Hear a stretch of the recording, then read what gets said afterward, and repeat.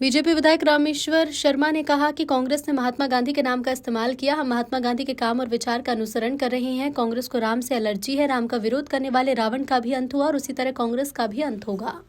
कांग्रेस ने गांधी जी का, महात्मा गांधी जी के नाम का इस्तेमाल किया। हम महात्मा गांधी जी के विचार का और महात्मा गांधी जी के काम का अनुसरण कर रहे हैं। कांग्रेस ने गांधी जी के नाम लेकर अनेक बार सत्ता में आई, पर गरीब का घर नहीं बनाया। आज जगत में, दुनिया में ये दुनिया जानती है कि अगर महात्मा गांधी जी के राम राज की सही कल्पना को जमीन पर उतारने का किसी ने काम किया है तो वो भारत के प्रधानमंत्री नरेंद्र मोदी जी ने किया है। इसलिए हमने अयोध्या में राम मंदिर का निर्माण किया, इसलिए गरीब के पक्के मकान बनाने का काम किया, इसलिए हमने गरीब के इलाज के लिए 5 लाख रुपए की आयुष्मान कार्ड देने का काम किया, इसलिए अन्नदाता किसान का हमने सम्मान किया, क्योंकि गांधी जी चाहते थे सबका सम्मान हो, सबका साथ हो, सबका विकास हो, और यही काम नरेंद्र मोदी जी सरकार कर रही है।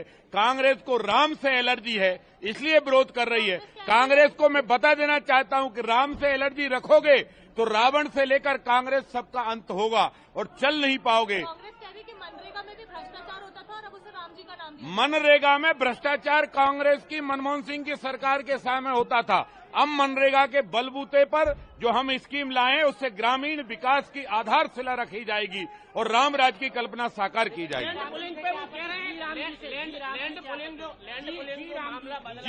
जी राम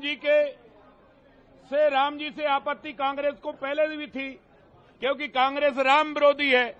सोनिया चाहती है कि कांग्रेस राम का विरोध करे, कृष्ण का विरोध करे, महावीर का विरोध करे, गुरु नानक का विरोध करे, भगवान गौतम बुद्ध का विरोध करे। लेकिन हम डंके की चोट पर कहते हैं हम राम का सम्मान करेंगे, कृष्ण का करेंगे, महावीर का करेंगे, गौतम बुद्ध का करेंगे, गुरु नानक का करेंगे। ये धरती उनकी है, ये धरती उनके विचारों से प्रभावित है, ये धरती उनके मर्यादाओं के आधार पर चलती है। कांग्रेस तू राम का विरोध करेगी तो राम का विरोध करने वाले रावण का भी अंत हुआ है, उसी तरह कांग्रेस का भी अंत हो जाएगा।